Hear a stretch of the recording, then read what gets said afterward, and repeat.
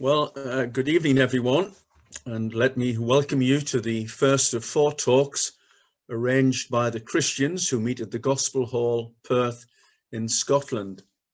My name is Ian Campbell. I'm a Christian. I became a Christian when I was 23, 48 years ago, and I have a little interest in the great subject of creation. And tonight I'd like to put a case for a creator. The opening verse of the Bible, very unambiguous, that in the beginning God created the heavens and the earth. I myself subscribe to this position wholeheartedly. I have no doubt that in the beginning God created the heavens and the earth by his spoken word, and I believe that he did it in 6 24-hour days. Now, some people have a problem with that notion of God creating the universe in 6 24-hour days. And if I'm honest, which I should always strive to be, I too have a problem with it, because I wonder why he took so long. You see, I think there's a danger that we drag God down to our level, instead of realizing that this eternal God, the one who is from everlasting to everlasting, is 1,000,000 times higher than any concept that you and I might have of him. So I subscribe to this. In the beginning, God created the heavens and the earth. Of course, there is another scenario that we hear much about today in the media and the press. In the beginning, 15 billion years ago. Now, take a look just above those words, 15 billion years ago, you'll see a little white dot. And they tell us that there was a super dense particle. This super dense particle exploded in the so-called Big Bang. And then we had the passing of time, the millions of years, the billions of years passed by, bringing us up to the present time. And they tell us that 4 billion years ago, planet Earth arrived on the scene. And during the course of those 4,000 million years, life was formed, and life forms evolved, as we see in the pictures there, bringing us up to modern man and modern woman. And so, if that scenario is true, then the woman can say, as we all can say, that I am the product of that chance explosion 15 billion years ago. But if we can say it, so too can the snail on the lettuce leaf. I too am the product of that chance explosion 15 billion years ago. Now, when I think about it, if this is true, if evolution is true, then both you and the snail on the lettuce leaf are the product of blind, random processes. Are you, therefore, of any more value than the snail? An interesting question, I would suggest. My Bible tells me that when God created man, he created man in his own image.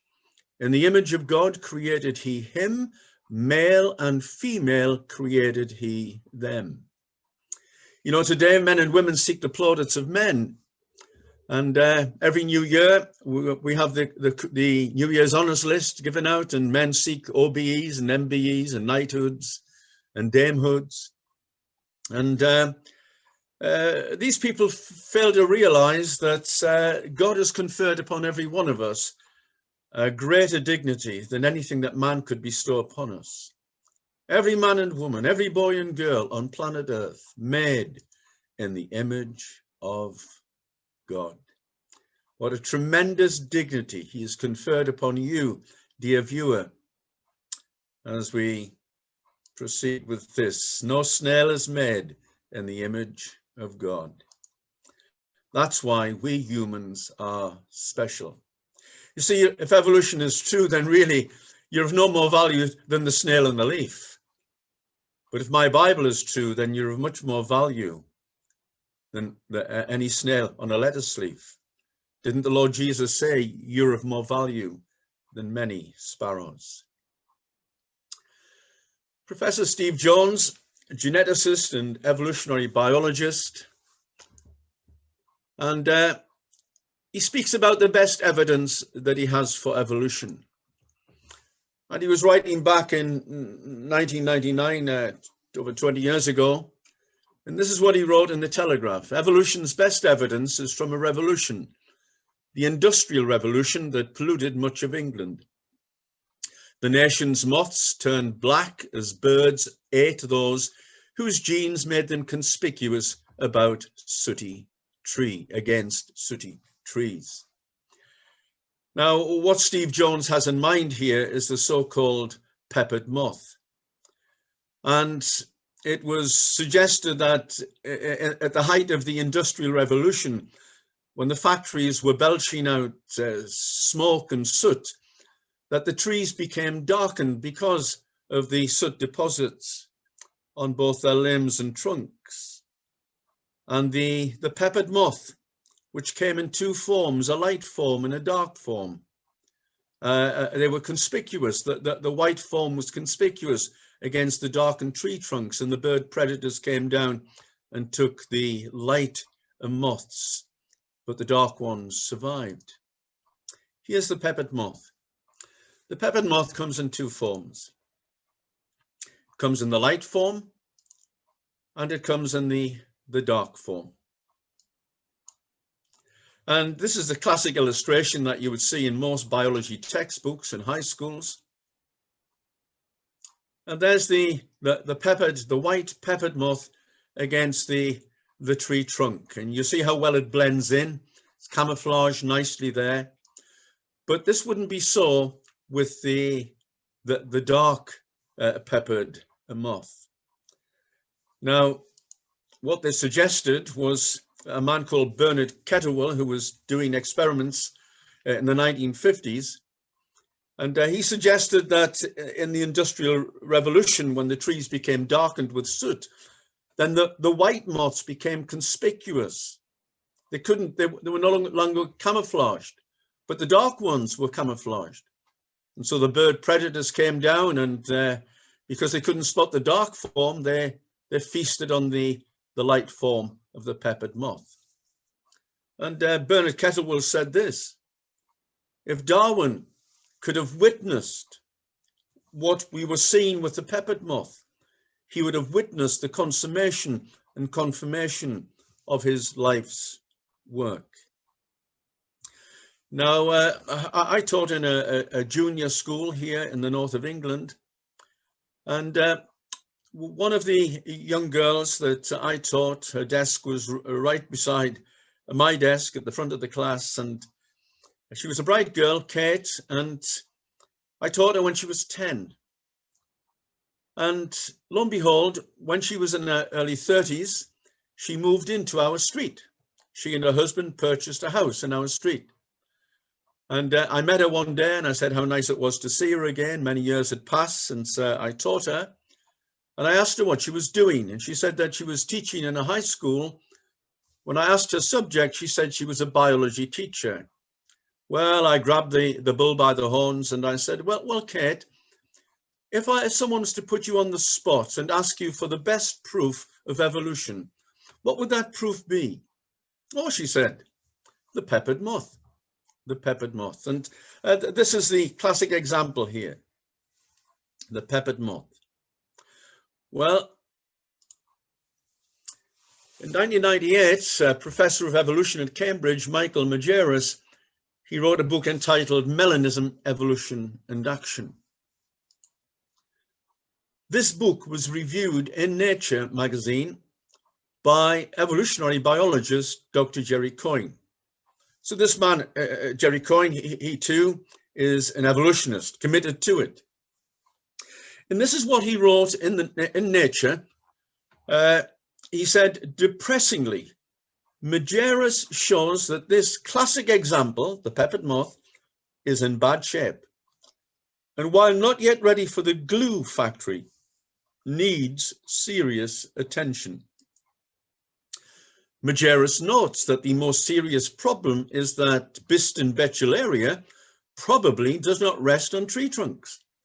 Exactly 2 moths have been seen in such a position in more than 40 years of intensive research.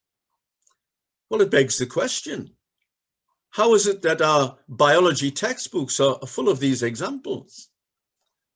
Well, the photographs have been set up for the convenience of illustrating the principle that the dark moth on the dark tree trunks was camouflage, whereas the light moth on the dark tree trunk was conspicuous, and bird predators came down and consumed the light form. But then he went on to say this, Jerry Coyne. Jerry Coyne agrees that the Peppered Moth story, which was the prize horse, the best example in our stable, has to be thrown out. The prize horse, throw it out. He says the realization gave him the same feeling as when he found out that Santa Claus was not real. Now, I'm sure that Kate is still teaching in the high school here in the north of England, but I wonder if she's still teaching the Peppered Moth, because Dr. Jerry Coyne is saying that it has to be thrown out. It is no longer the prize horse in the stable, as he once thought, and as Steve Jones suggested when writing in the Telegraph. Now, this is interesting. L. Harrison Matthews, a fellow of the Royal Society, he wrote the foreword of The Origin of Species, the 1971 edition. And this is what he said in his foreword. The experiments of Kettlewell beautifully demonstrate natural selection or survival of the fittest in action, but they do not show evolution and progress. For however the populations may alter in their content of light, intermediate or dark forms, all the moths remain from beginning to end Biston Betularia. All the moths remain from the beginning to end peppered moths. All that has changed are the population stats, but the moths themselves haven't changed. Now, he made this observation way back in 1971, and he says they do not show evolution and progress. But I can more or less guarantee that the children of in the UK and the high schools are being presented with this as an example and proof of evolution. 1971. Now, as for the Big Bang, you know, when people talk about the Big Bang, we each of us, we have a mental picture of what happened at that moment.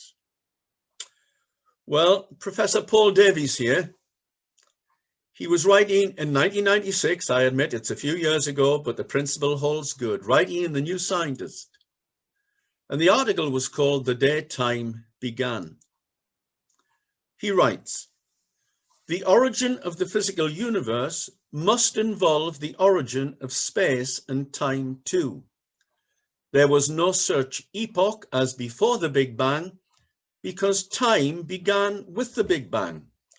As I have been at pains to point out, space did not exist before the Big Bang. Now, let me share with you my perception of the Big Bang. This is how I thought of the Big Bang. Just this vast empty space. And in the middle of that vast empty space was this super dense particle, which exploded and radiated out to fill space. Well, perhaps your perception of the Big Bang is similar to mine, but I now know I was wrong. Because when the scientists speak about the Big Bang, then they do not see it quite as I saw it in my mind. Do you notice what he says? Space did not exist before the Big Bang. You see, I had this vast empty volume of space in which was this super dense particle. But Paul Davies is telling us, no, space didn't exist. In fact, time didn't exist. I think it was just last year that Professor Stephen Hawking passed away. But again, way back in the late 90s, he was writing in the Times. He was a Cambridge mathematics professor. an atheist, and he was promoting the Big Bang Theory, as he wrote in the Times. And he stated that the universe began as a tiny particle. Well, it generated some correspondence. Professor Malcolm Chiswick picked up his pen and wrote a letter to the Times. Sir, so the universe began as a tiny particle. Would Professor Hawking explain to a simple soul how this particle got there? You see, they always start with a particle. They never tell you the origin of that particle, but they assume that it was there. So here's the question put to Stephen Hawking by Professor Malcolm Chiswick. Could he please explain to a simple soul how this particle got there? Well, it generated further correspondence. I'm not sure if this is a male or female, but somebody called A.A. Rhodes picked up his or her pen and wrote a very short letter to the Times. I like the short letters. Sometimes they're very much to the point and don't miss the mark. And this is what A.A. Rhodes wrote. Sir, Professor Malcolm Chiswick asks Professor Stephen Hawking how the particle from which the universe began got there. Got where? There was nowhere. Space did not exist. There was nowhere. So the Big Bang story goes something like this. Once upon a no time, because time didn't exist, there was a super dense particle which existed nowhere. You know, and people look at me today and I think I've lost the plot because I believe that in 6 24-hour days, God created the universe. And they fail to realize that their scenario says this: once upon a no time, there was a super dense particle which existed nowhere.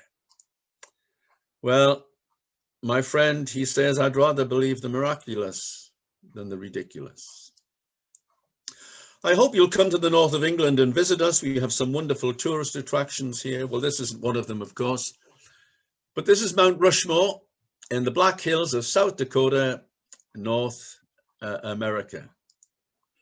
And 4 president heads: Washington, Lincoln, Jefferson, Roosevelt. And that's my Uncle Norman there. He went over there on holiday, did a bit sightseeing, and he said to himself as he stood at the foot of those stone heads, he said, I wonder just how did these 4 president heads come about? How did they come into being? Well, through rain erosion. There was just a blank rock face, but over thousands of years it rained, and the rain, with the force of the rain, it took off little granules, particles of rock. And then in the howling gales of the autumn, there was wind erosion, and you can see the debris there at the bottom. And then you had, in the summer, you had the thermal expansion and contraction of the rock, and further blocks fell off. And then in the winter, you got water filling the crevices and freezing and pushing the further blocks off, until eventually the 4 stone heads were formed. And my Uncle Norman said, wow. But then he thought about it and he said, that's rubbish. That's rubbish. Someone must have made it. You see, nobody on the planet standing beneath those stone heads at Mount Rushmore, every one of us will be asking the same question. I would love to know who made those stone heads. Nobody on the planet believes that natural processes could have created those stone heads. Well, let's meet the man himself. It's a Danish name, Gutzon Boglum, a Danish sculptor. And now here's the thing. Everyone on the planet would admit this stone head could never have been formed by natural processes. But this infinitely complex head could. Process of evolution, natural selection, mutations, and so on. Totally illogical. Think of the brain, think of the eyes, think of the smelling and tasting, think of the hearing and the balance, all contained within that skull there. Happened by chance? Richard Dawkins, the great high priest of atheism in our country, he wrote a book called by the title of Blind Watchmaker. And he said, given infinite time or infinite opportunities, anything is possible. You see, 4 billion years. That's how long they tell us that planet Earth has been about. That's 4,000 million years. That's a long time. What he says is that given infinite time, 4,000 million years, anything can happen. Anything is possible. And of course, time is a great hero of the plot as far as evolution is concerned. The millions of years that is required for evolution, well, it's there. They tell us. And so he says, given its infinite time or infinite opportunities, anything is possible. I'd like to disagree with the learned professor from Oxford. See, that stone head could never come about by chance processes. So don't you swallow those words. Given infinite time or infinite opportunities, anything is possible. I tell you, that's what you would get. You certainly wouldn't get the ordered, structured head that we see there in the top left. Charles Darwin, born Shrewsbury. If you go to Shrewsbury in the grounds of the library there's a statue of him. In 1859, he published the book. The full title is interesting, well worth a look at. In 1859, he published his book, The Origin of Species. He died in 1882. Mind you, if Charles Darwin hadn't published, there was a man called Wallace waiting in the wings, and we might not have been talking about Charles Darwin as the father of evolution, but Mr. Wallace. But anyhow, Darwin died in 1882, and Punch magazine published this cartoon. And it starts in the bottom left-hand corner and it spirals off to the right. Basic life forms becoming more and more ape creature-like, ape-like, and then caveman-like, until we end up with a man with a bowler hat and Charles Darwin himself. Man is but a worm. Now, of course, in Charles Darwin's day, knew nothing at all about the speculation of the Big Bang. But I don't know whether you can see it. The 5 letters there, C-H-A-O-S, chaos. From a state of chaos, this ordered universe came into being. Now, here's a verse from the book of Romans, chapter 1. It's J.B. Phillips' translation. I've chosen this translation for a particular phrase that he uses. And this is what he says. This is what the Apostle Paul is saying. It is not that they, the people on planet Earth, do not know the truth about God. Indeed, he, God, has made it quite plain to them.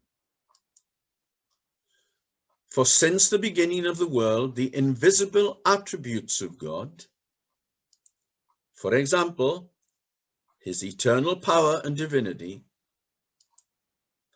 have been plainly discernible through the things which he has made.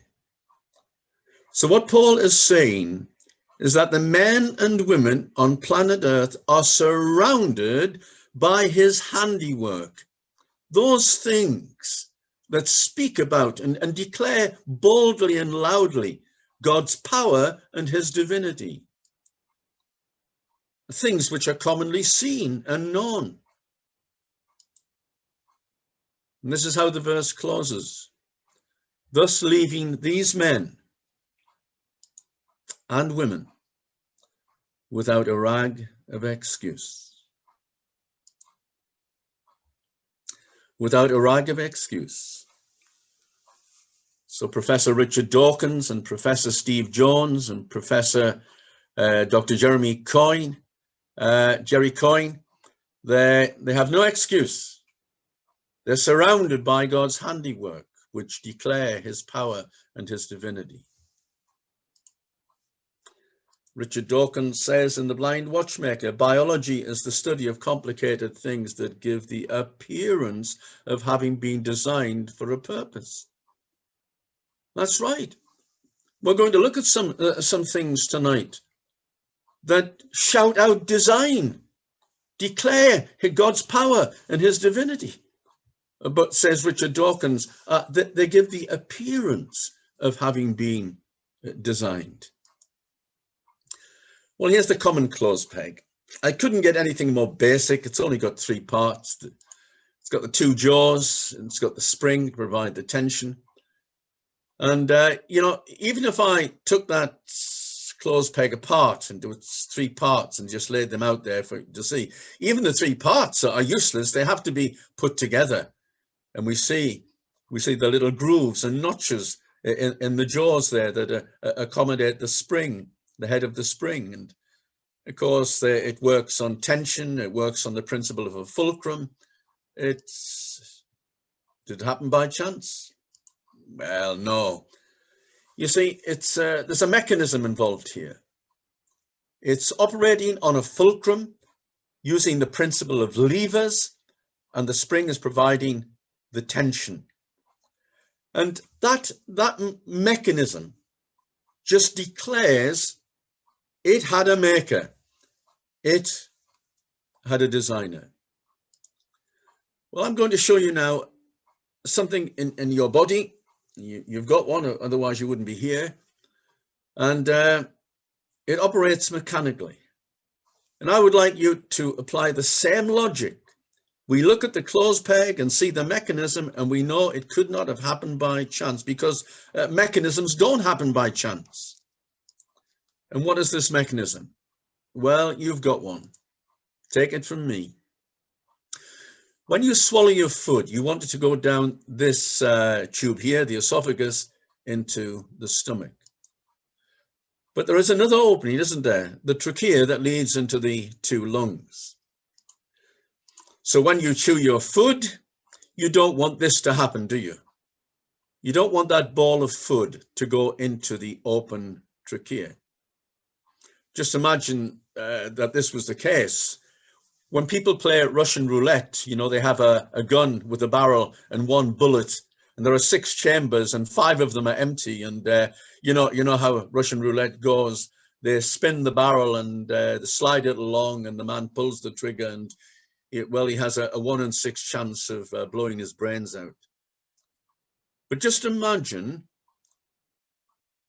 eating was not a 1 in 6 chance, but you had a 1 in 2 chance of that ball of food going down the wrong way and starving you of oxygen, and you choke. You wouldn't last long, would you? Well, God gave us, not only did he make us in his own image, but he gave us a little piece of cartilage about the size of your thumb. It's called the epiglottis. It operates mechanically. And every time you swallow, that epiglottis folds down. It operates mechanically. So when that ball of food goes down, it goes down the esophagus to the stomach, and you survive. Now I ask you to apply the same logic. The logic that tells you that the clothes peg, the mechanism of the clothes peg, it had a creator and a designer. Apply the same logic to this. Incidentally, what good would half an epiglottis be? And it operates mechanically and has kept you in life to this very moment of time. I got The Idiot's Guide to Anatomy and Physiology by Michael Lazaroff, and he says this: the open tube of the trachea, which leads to the lungs, makes the existence of the epiglottis crucial. I suggest tonight that you thank God for your epiglottis. Now, the epiglottis, it works mechanically. Now, this is something very interesting. There are 6 muscles that are involved in moving the eyeball. And you see the skull there in the top left hand of the screen. And we look at the orbit, we look at the dark hole there in which is the eye is situated. And what we've done, we've enlarged it to the right.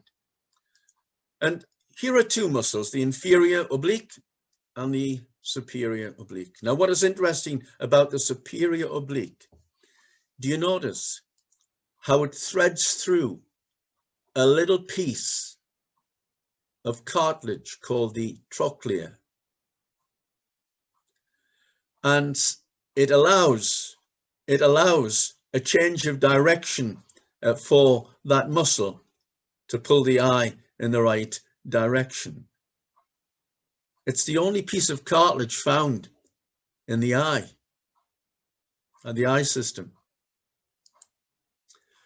The name trochlea comes from the Greek word trochleia, which means a pulley.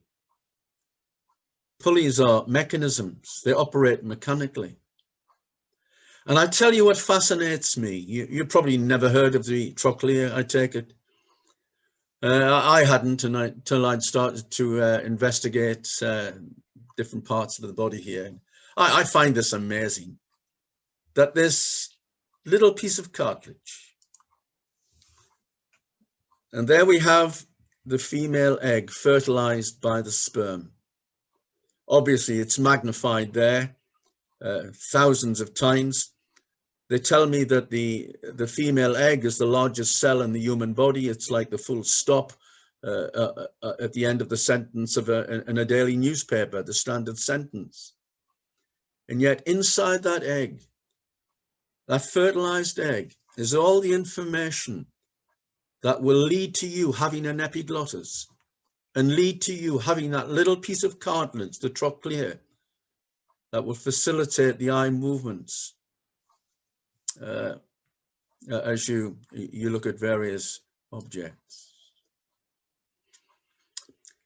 If you peel back the eyelid, the upper eyelid, and you look in underneath, you'll find the lacrimal gland. It is this gland which every time you blink secretes the liquid which is going to bathe the eyeball. It produces the tears. And interestingly, the tears come in 3 layers. And then if you to look at the corner of your eyelids, upper and lower, you can see what look like 2 small, they almost look like blackheads.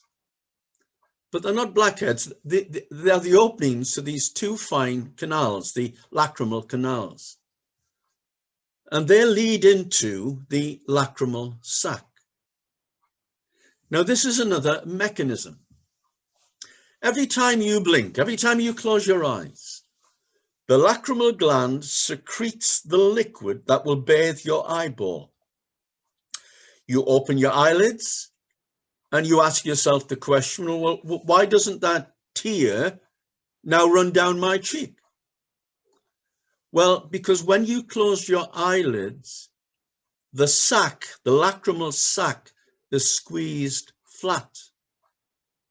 And then when you open your eyelids, the sac expands and sucks the tears through those 2 fine tubes into the sac and from there into the nasal passage.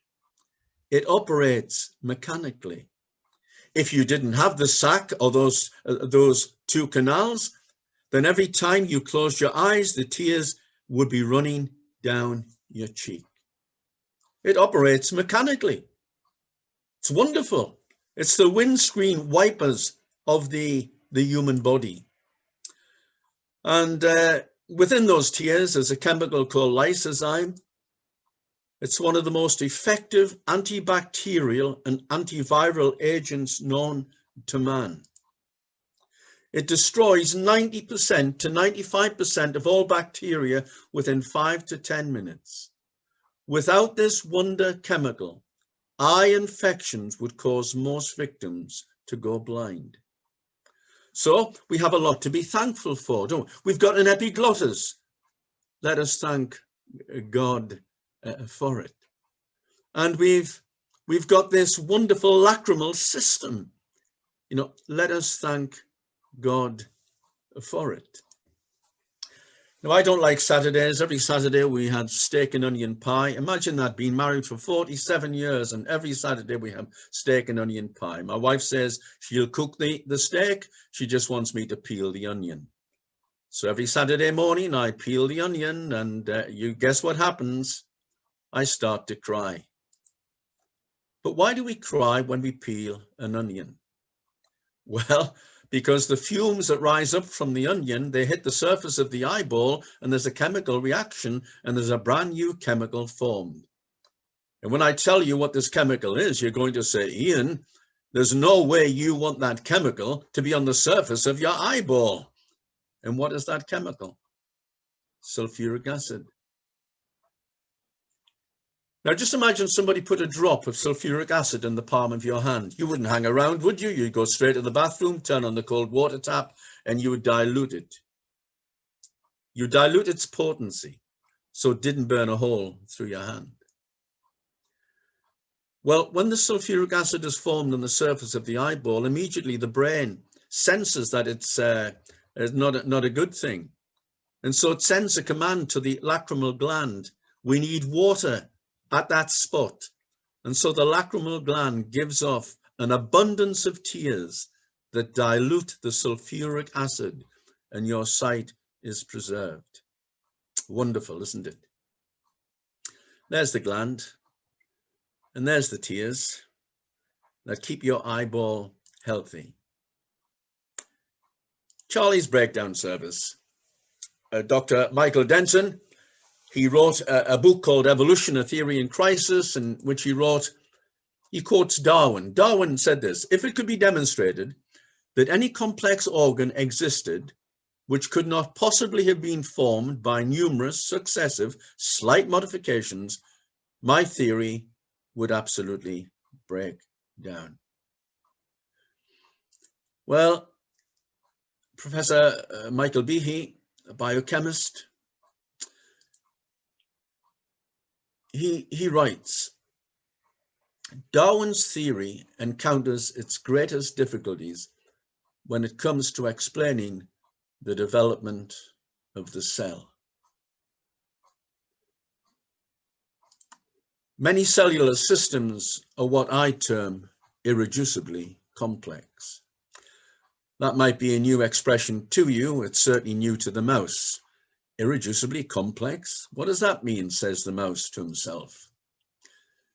It means the system needs several components before it can work properly. An everyday example of irreducible complexity is a mousetrap. Such a system cannot be put together in a Darwinian manner. You can't catch a mouse with just a platform. All the pieces have to be in place before you catch any mice. And here's the familiar mousetrap. Platform, the hammer, the bar, the locks, the spring. And I reckon there must be about 8 parts go into making that mousetrap. Now, 7 parts is no good. 6 parts is no good. 3 parts is no good. Serve no purpose. That mousetrap is irreducibly complex. For it to work, all the parts have to be there, in situ, and linked in together. It's a bit like the 3 parts of the clothes peg. You could have the 3 parts, but the 3 parts are useless. They have to be assembled together. I was in a high school up in Scotland, and I was speaking to a class of 15-year-olds about creation, and I actually took a rat trap in, very similar to this, larger than a mouse trap, and that little staple there, I set the trap, and we got the screwdriver out, and we put the screwdriver in the trap, and we sprung the trap, and bang, the force of the spring and a mighty whack, and you could hear the crack. But that staple to which the arrow is pointing, it was dislodged, and it shot out across the room and hit the window. And I said to the students, I said, well, the losing of that staple illustrates wonderfully the principle of irreducible complexity. I had now had 7 parts. I was missing 1 part, and it could not function at all. Now, they tell us that your great-great-great-great-great-great-great-great-great-grandfather and mother used to be fish in the sea. But fish came on they became land dwellers. But you know, you've got something no fish has. Fish don't have eyelids because they live in a water environment. So any fish that wanted to become a land explorer would need to evolve eyelids. Are eyelids really that essential? So tonight you're going to go home and you're going to thank God for your epiglottis, and you're going to thank God for the lacrimal system and the lysozyme that keeps your eyes healthy, and for the tears. What about your eyelids? Ever thought about thanking God for your eyelids? Are eyelids really essential? Let's ask a leper. Often with leprosy, the facial nerve is affected, causing the eyelid muscles to stop working. Losing the blinking reflex of the eye causes dryness, ulceration, and eventually blindness. They lose that automatic ability to blink. Because of that, the eye goes dry, it ulcerates and ends in blindness. Aren't you pleased you've got eyelids?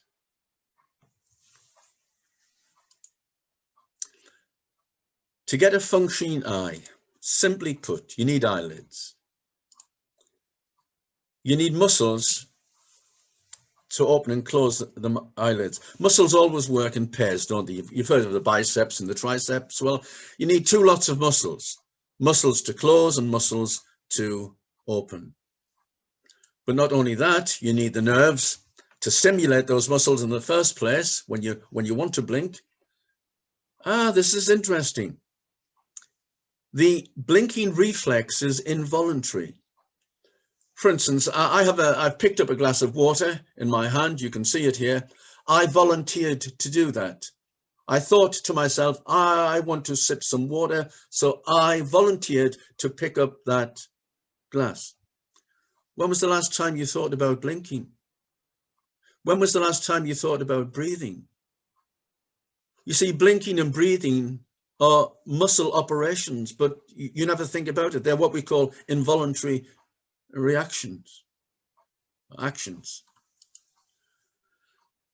You need the glands to secrete the liquids. You need that wonderful chemical, and you need the brain to coordinate it all. And for somehow or other, they wave their magic wand, and with 4 billion years, anything is possible. Charles Darwin said, "The eye to this day gives me a cold shudder." I wonder what he'd be saying in 2020.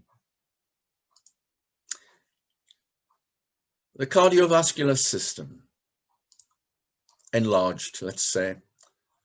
Blood. We've all got blood. And you've got a heart to pump the blood. But that heart has 4 chambers and valves. If you didn't have the valves, you know, the heart could pump, but it's the valves that stop the blood flowing back after it's been pumped along the arteries. But if you had no valves, then every time the heart pumped, the blood would go forward, then come straight back. And then you've got the arteries through which the blood travels to the various parts of the body, eventually taking oxygen to every cell in your body. And then, of course, the waste products are taken back in the veins, the pipework that we call the veins, to the heart, to the lungs, so you can breathe out. And there's the lungs. That's where you take in the oxygen in the first place. And the oxygen ends up in the flexible, disc-shaped red blood cells. Do you notice the word flexible? Here's a normal red blood cell. The red blood cell's pliable membrane allows it to squeeze through blood capillaries with smaller diameters than itself. So this is what a normal red blood cell can do, as it carries oxygen to those cells, those oxygen-thirsty cells in your body. But there's a disease called sickle cell anemia, where the cells aren't pliable, and the name tells you what the shape is, and they're rigid. And this is what happens. The stiff sickle cell wedges in the capillary wall and blocks the way, causing oxygen starvation for the tissue beyond. No oxygen. So there's nobody watching tonight would like sickle cell anemia. Hemoglobin, it's like a magnet, just attracts the oxygen, an iron-rich protein. Then you've got the bone marrow. What does bone marrow do? Well, the top of your thigh bone, the femur, the bone marrow, the red blood cells are produced in the bone marrow of bones such as the femur. And G. Tortora, in his sizable volume, Introduction to the Human Body, he writes, mature red blood cells must enter the circulation at the astonishing rate of at least 2 million per second. So every second while you've been watching this presentation, 2 million new blood cells have been pumped into your system. Amazing. 2 million cells per second. Then you've got the liver. The liver detoxifies the blood. You cannot live without a liver. And then you've got white blood cells. And there's a picture of a white blood cell. I think white blood cells are only about 1% of the volume of blood, but absolutely necessary. There are 5 different types. Without white blood cells, we would not be able to survive. You would die of virus or a bacteria infection if you did not have white blood cells. Anything else? Oh, the kidneys, yes. You can't live without kidneys, can you? Look at that whole system. I admit it's an enlarged cardiovascular system. But look, it's irreducibly complex. Take anything out, one thing out of that system. Take out the white blood cells, you die. Take out the heart, you die.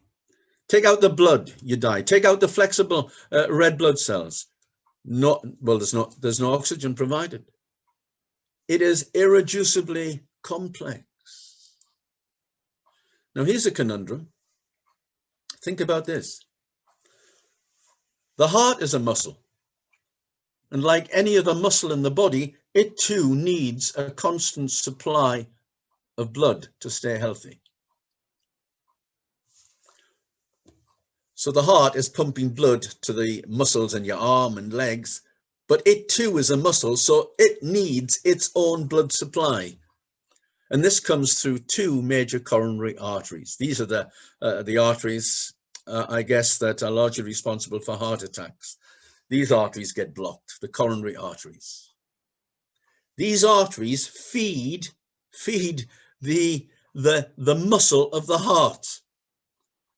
Now, this is strange. The blood is being pumped through the heart, but the heart itself gets no nourishment from the blood that is passing through it. It's getting all the oxygen that it needs through these coronary arteries. Now, here's the conundrum. The heart cannot function unless it is supplied with blood through the coronary arteries. But the blood can't get through the coronary arteries to the heart unless it has a heart to pump it there. Irreducibly complex.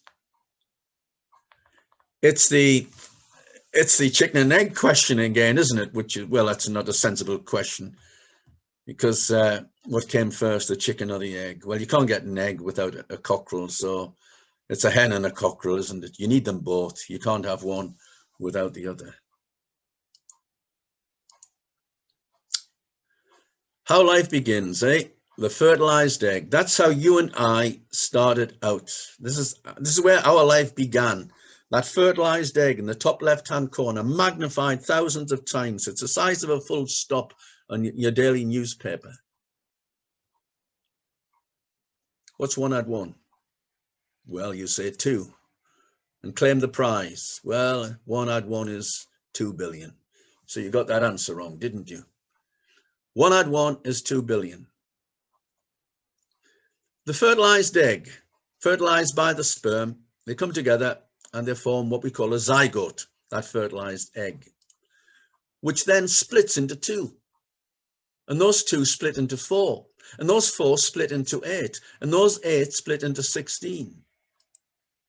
And there's a lovely picture of the first division there. That's how you and I started out. The fertilized egg then splits into those 2 cells. And this is what the Reader's Digest book, The Body, says. Perhaps the ultimate wonder among cells is the female egg. Once fertilized, this single cell divides into 2 cells, which in turn divide. Division continues until they're the 2 billion cells of a baby. 2 billion cells of a baby. But it raises some interesting questions. What would happen if it stopped doubling before the 2 billion? So just imagine it got to 1 billion cells, but then stopped doubling. Well, wouldn't get a complete baby.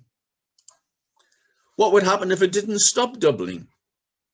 It would have the potential, really, to fill the universe. Well, how does the egg know when it's time to stop doubling? We've got a central heating system here, gas at present, and it comes on at 7 o'clock in the morning and it goes off at 10 o'clock at night. And do you know why it goes off at 10 o'clock at night? Because I programmed it to go shut down at 10 o'clock at night. I have put information into the system that will shut down the gas boiler at 10 o'clock. The egg shuts down doubling because it too has been programmed to shut down. But who wrote the program? A balancing act. There's your eardrum. Behind the eardrum, you have those 3 small bones. The hammer, the stirrup, and the anvil, isn't it? That's the common names for them. And then you've got the vestibular nerve and the auditory nerve. But I want to concentrate on these 3 things here. They're called semicircular canals. They are enlarged. Now, these 3 semicircular canals, they operate in 3 planes. So if you can imagine that flat sheet of paper out lying in that direction, the horizontal plane. But then this one here, it's a vertical plane. And the remaining semicircular canal, it's on the vertical plane, but at right angles to the other 2. So they're conveniently placed at right angles to each other. Let's take a look inside. The semicircular canal, the ampulla, that bulbous shape, and there's a liquid inside that pipework, endolymph. And as you move your head backwards and forwards, twist and turn, the liquid inside the canal, the semicircular canal, is moving. You turn your head one way and the liquid goes one way. You turn your head the other way and the liquid goes the other way. And it's brushing past the ampulla. Let's enlarge it here. And this is what happens. There's the ampulla. The cupula is a jelly-like substance. There's the liquid inside.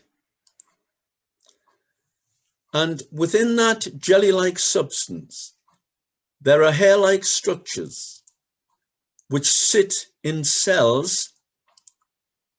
And from those cells, there are nerve endings, electrical connections, you want to call it, the ampullary nerve. As the head turns, the liquid rushes past the cupula, causing it to bend. But as it bends, the sensory hairs also bend. And that information, an electric signal, according to Wiki, an electrical signal is transmitted to the brain down the ampullary nerve. And all the information for this wonderful system, keeping you in balance, it's found in that initial fertilized egg. Now here's the amazing thing. Those 3 semicircular canals is each sending a message of rotary motion and acceleration to the brain. But here's the wonderful thing. The brain then assimilates all 3 inputs, all 3 messages, computes at lightning speed, and then signals to your selected muscles in the body to adjust and so maintain balance. And Professor Dawkins says it has the appearance of design, but I would say it certainly does. It's a wonderful system. Remember when we were children and we would spin ourselves so we got dizzy? And we'd fall into the grass and we'd stand up and we'd still find it difficult. And you know why it was difficult to get our balance? Because that liquid was still flowing around these semicircular canals. And once the liquid had stopped moving, then we were back to some sort of normality again. What a wonderful system it is. And says Richard Dawkins, biology is the study of complicated things that give the appearance of having been designed for a purpose, just the appearance. I'd like to disagree with you, Richard. To me, it just shouts out God's power and his divinity. And you're surrounded by the things that he has made, as we all are, and we have not a rag of excuse. Richard, just exactly what would it take for you to concede that something actually was designed? George Gallup, you've heard of this man. You've heard of a Gallup Poll, especially when we come to election time. You know, the Gallup Poll says that the Conservatives are going to win or the Labour Party is winning. And he's quoted in Jeffrey Simmons' book, What Darwin Didn't Know. George Gallup says, I could prove God statistically. Take the human body alone. The chance that all the functions of the individual would just happen is a statistical monstrosity. The epiglottis, the lacrimal system, the cardiovascular system. Happen by chance, he says, it is a statistical monstrosity to suggest that that is the case. Well, back to the statement, given infinite time or infinite opportunities, anything is possible. I'd like to disagree with you, Richard, because this would never happen. If you were walking along the edge, we live very close to the coast here, northeast England. And if you walked along the shoreline and you saw those words etched in the sand there, you would know that natural processes could never have created those 3 words, I love you. So given infinite time or infinite opportunities, anything is possible. You're wrong, Richard, because that could never happen, not even in 4 billion years. See, that is a code. I've grown up learning the English code, the English language, as I take that most of the viewers have on the video this evening. Language is a code. There's no reason why the 4 letters LOVE should mean what we know as love, but we know the code.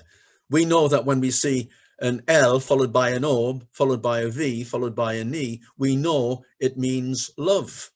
We've learned the code. We've grown up speaking the code and learning the code. Well, in every cell in your body, you've got another code. It's called the DNA code. There's the word gift, gift. That's the word in English.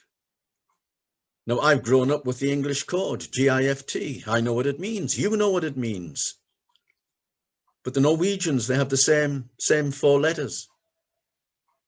You know, the English one, oh, I would like that, wouldn't you? We'd all like a present. But I tell you, you wouldn't like the Norwegian meaning of that word.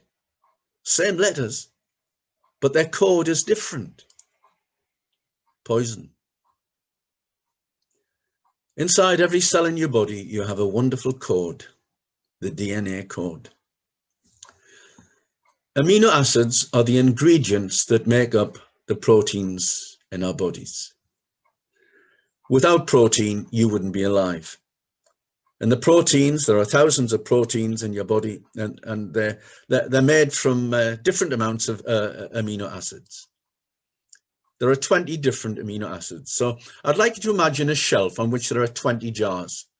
And each side of these jars is an individual type of amino acid. And so you get your recipe book out, and you say, right, I want to make this protein. I go to jar 2 tablespoons. I go to jar 10, 3 tablespoons. I go to jar 20 and take out 2 tablespoons, and I can mix them together and make a protein, a simple protein there. Well, this is going on even while you're sitting watching the screen. There are 20 different amino acids to choose from.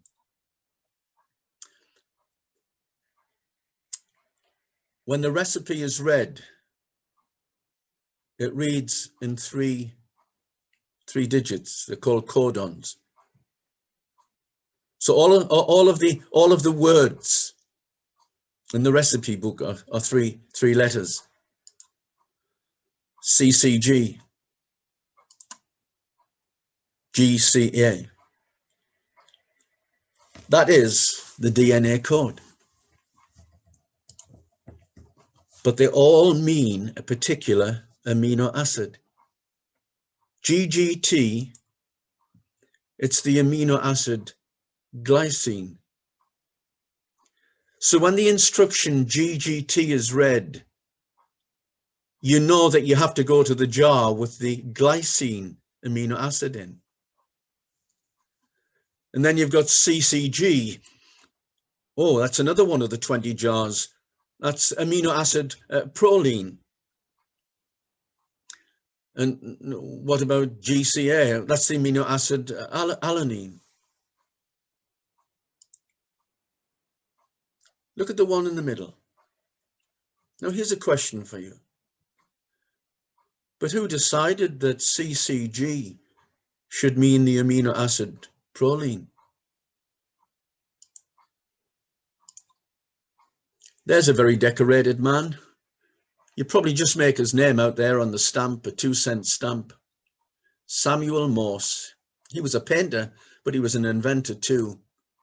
He's the inventor of the telegraph system, Morse code, you know, ... And this little machine here, you've seen it in the cowboy films, you know, getting the message out to the cities. And he presses that little lever, ... and the message goes along the wires. And he's given great awards because of his achievement. And the Morse code. And there's part of the Morse code there. Now, I tell you what I'd like to do. Look at that Morse code there. It's a dot followed by 2 dashes. There we are, in the yellow there in the bottom left-hand corner, a dot and 2 dashes. It was Samuel Morse who decided that dot with a dash and a dash should mean W. Samuel Morse decided the code. He designed the code. Codes don't happen by chance. Who decided that CCG in the DNA would mean the amino acid proline? Who decided that? Well, Dr. Paul Davies again, he wrote a book called The Fifth Miracle. DNA, that twisted rope ladder, 3 billion rungs in this ladder, in each cell in your body.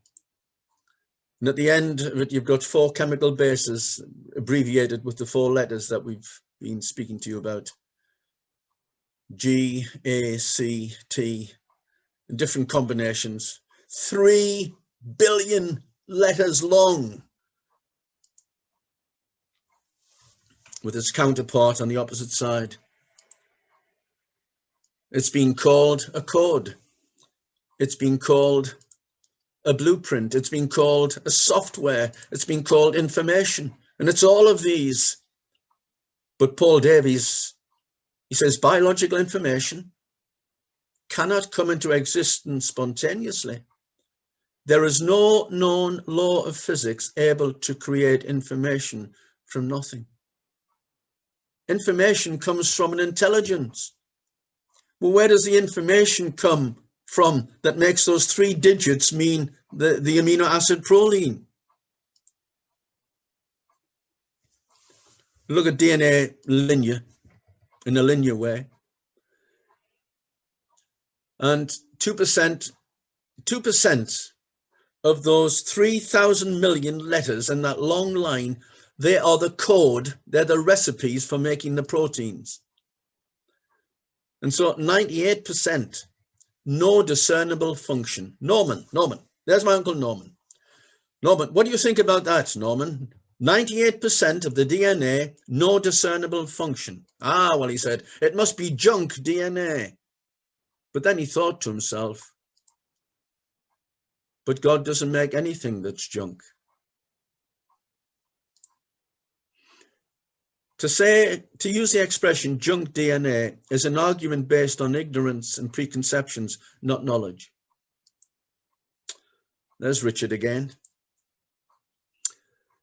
He wrote in his book, The Selfish Gene, the simplest way to explain the surplus DNA, 98%, is to suppose that it is a parasite or at best a harmless but useless passenger hitching a ride in the survival machines created by the other DNA.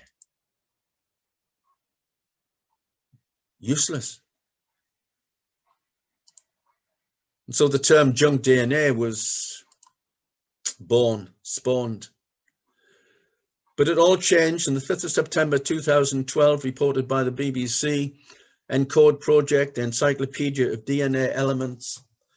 The scientists, looking at the 98% section, identified 4 million gene switches. These are sections of DNA that control when genes are switched on or off in cells. Dr. Ewan Birney of the European Bioinformatics Institute in Cambridge, who led the analysis, said the term junk DNA must now be junked. Rest in peace, junk DNA. You see, I'm not a scientist, but if I was a scientist and working in a laboratory, my starting point would be this: God doesn't make anything junk, so I have to find out what it does. But people who say that it's junk should really be saying we don't know what it does. That would be a better approach, I suggest. 2%. It holds the recipes for making the thousands of different proteins that keep you alive. The DNA doesn't make the proteins. Now get a hold of this. This is a vital principle here. The DNA doesn't make the proteins. Let me illustrate that. There's a picture of my mother's cookery book, the Behe home recipe book. You can see it's old and battered and it's been well used. Oh, muffins. I just love the recipe for muffins. The recipe book doesn't make the muffins. We all know that. It has the recipe for making muffins, but it doesn't make the muffins. You see, if I want to make muffins, I require four things. First of all, I need the recipe. Secondly, I need the ingredients. Thirdly, I need the hardware, the oven and the mixer and the bowls. And fourthly, I've got to be able to read and understand the instructions. And you know, making proteins in your body, it's exactly the same principle. You need the recipe, well, that's the 2% of DNA, but you need the ingredients, well, that's the amino acids, and the hardware, well, the hardware's in the cell, but you have to be able to read and understand the instructions. But here's the amazing thing. The same applies to the DNA. It's useless on its own. Now look at this, 3,000 million letters long. Now there are three recipes there. There are three recipes opposite, one for making bread, one for making sponge cake, and one for making muffins. But in order to get the correct ingredients, you have to know where to start reading and finish the recipe. You see, bread, muffins, and sponge cake.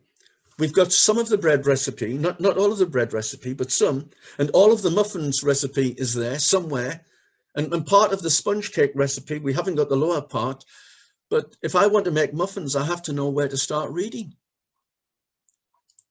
Do I start reading here with the 7-gram sachet fast action yeast and finish with the 2 eggs? Not quite sure. Or do I start reading here, 225 milliliters of milk and finish with 2 tablespoons of olive oil? Well, or do I start there? Well, that is the recipe for muffins. But if I want to make muffins, I have to know where to start reading, and I have to know when to finish reading. For instance, if you look at the last thing on that list, 1 teaspoon of vanilla extract, if I was to go one down, 200 grams of caster sugar, it would alter the whole recipe. And that's the amazing thing, that 3,000 million letters, and 2% of those letters are coding for making proteins. And the reader has to know, the reader in the cell has to know where to start reading and finish reading, otherwise he gets it all wrong. How's your thymus? Let me ask you again, how's your thymus, dear viewer? I suppose the majority of you were saying, well, I didn't know I had a thymus. The Scopes monkey trial took place in Dayton, Tennessee, USA in 1925. John Scopes was accused of violating Tennessee's ban on the teaching of evolution in all public and state-funded schools. So he's put on trial, and during the trial, the evidence for evolution was presented to the court. One such piece of evidence was the so-called vestigial organs. According to New Scientist, one word, vestigial organs are parts of the body that once had a function but are now more or less useless. Useless. So there are different parts of the body that are considered useless. And during the Scopes trial, the German anatomist Robert Wiedersheim was quoted. In 1893, Wiedersheim had drawn up a list of 86 useless organs in the human body. 86 useless organs. These included, amazingly, the pituitary gland and the thymus. So let me ask you again, how's your thymus? Are you 10 years old? Are you 20 years old? Are you 30 years old? Well, if you're 30 years old, I can tell you this, you've got a thymus. And if you're 10 years old, you've got a thymus. Is it useless? There's your thymus. It sits behind your breastbone, just above the heart. Dr. Robert Sargas said it's the gland that protects you long after it's gone. Yes, it has a very short, relatively speaking, a very short lifespan. Professor Werner Wright, professor of rheumatology, now at home in heaven, he said, sometimes in adults, the thymus is a shriveled remnant. Its function was unknown. So I was assured that this was yet another leaf not blown off the evolutionary tree. In other words, a useless vestigial organ. The Duke University School of Medicine writes between 5 and 10 children are born in the United States each year with complete DiGeorge syndrome, a condition in which the baby's immune system does not develop at all because they are born without a thymus. So of the thousands of children that are born in the USA every year, between 5 and 10 are born without a thymus. Science Daily, babies destined to die because they are born without a thymus, the organ that generates immune cells. So a baby born without a thymus is destined to die without medical intervention. Without intervention, few children with complete DiGeorge syndrome die age 1, none survive past 3 years of age. That's why if you're 5 or 6 or 10, I know you've got a thymus and it's been working. The thymus rests on the heart and functions as a schoolhouse for immune cells. As cells pass through the thymus, they are trained, they're schooled to become T cells, white blood cells that fight infection. Professor Wright again, the thymus imprints this capacity to distinguish between self and non-self on the body's defense mechanism. It does so while the baby is in the womb and in the days immediately after birth. You know, if you and I were to have a heart transplant, my body would reject your heart as if it was put into me. Well, how does my body know that what has been put into me is not me, but it's foreign tissue? Because of the thymus. But when does the thymus do its work? When you're in your womb and in the days immediately after birth. It grows relatively slowly until you're about 13, puberty, after which it starts to fade away. That's why it's shriveled. I don't know what my thymus is like now, but I dare say if I opened up my chest cavity, it would be a shriveled remnant. And they looked at the shriveled remnant and said, there we are. It doesn't serve any function in the operation of the body. Well, because its work was done. Its work was done. And it was doing the work when I was inside my mum's tum. Useless, useless. There's surely a lesson for us to learn from all of this. Remember the peppered moth ready for the glue factory? Recall the junk DNA, which wasn't junk DNA? And now the thymus, a useless organ, you can't live without it. What's the lesson?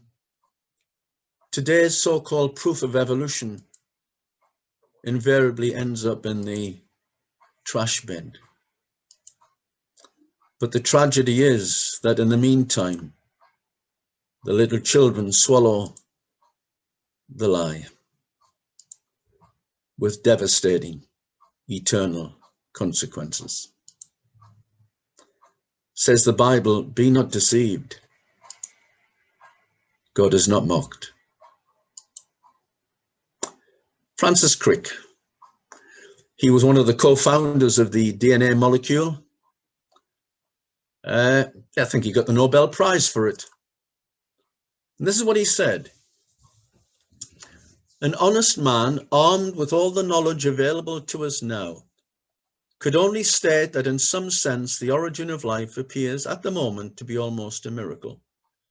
So many of the conditions which would have been satisfied to get it going. So this man's an atheist, committed to evolution. He says life is a miracle. No, not quite. Do you notice the little word he puts before it? Almost. We can't admit that life is a miracle. Well, it's almost a miracle. And so he came up with the theory of directed panspermia.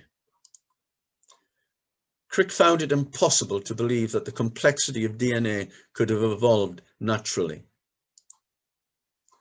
So in 1972, Francis Crick, with the British chemist Leslie Ogle, published a paper entitled Directed Panspermia.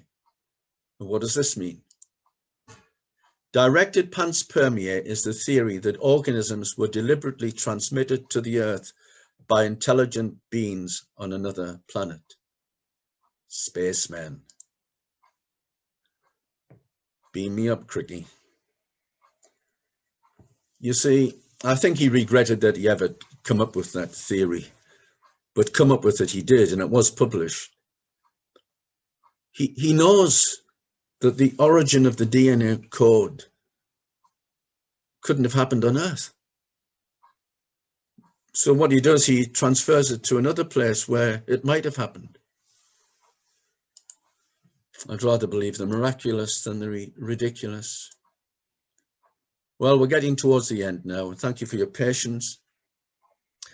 This is Dr. John Sanford, a professor of genetics at Cornell University. He wrote a book, an interesting book, Genetic Entropy and the Mystery of the Genome. This is what he says, that this doctrine, Darwinian evolution, has been the most insidious and destructive thought system ever devised by man. No, it doesn't mince his words, does he?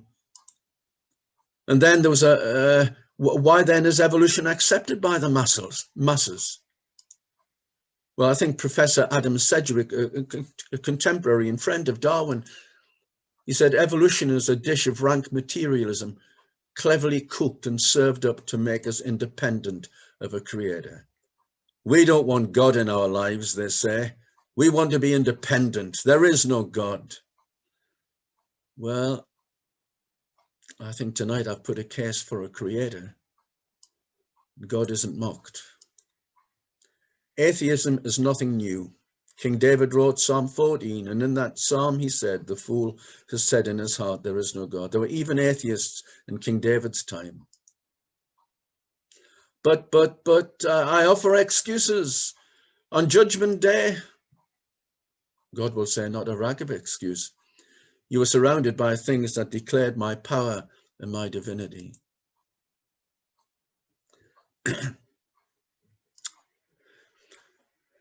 We've got four persons here, Buddha, Muhammad, Jesus Christ, Confucius, and they're all looking up at the sparkling night sky, and Confucius says, wow, and Buddha says, mightily impressive, and Muhammad says, breathtaking awesomeness. And what does Jesus Christ say? I created it all. I created the thymus. I created the epiglottis. I wrote the code for the DNA. I created it all. And to think that he, the creator, came down here as a man to die on a cursed cross outside the city of Jerusalem. Says the Bible, Christ died for our sins according to the scriptures, and he was buried and he rose again the third day according to the scriptures. I believe that with all of my heart. He died for my sins upon that cross. He was buried, and after 3 days, he came back to life again. And he writes in verse 1, this gospel, this good news, which I preached unto you, which also you have received. I received this message at the age of 23, 48 years ago. The greatest day in my life, when I found out that the God who created all things came down here as a man via the Virgin's womb with the express purpose of going to a cross that he might die on that cross for my wretched sins. Isn't it wonderful to think that he would do that? Well, that's the end of the presentation. Thank you so much for your patience. It's been a long session, but I hope you found it interesting. Well, in the beginning, God created the heavens and the earth. Are you still committed to the theory of evolution? I hope that what we said tonight has been a help and a challenge. May God bless you.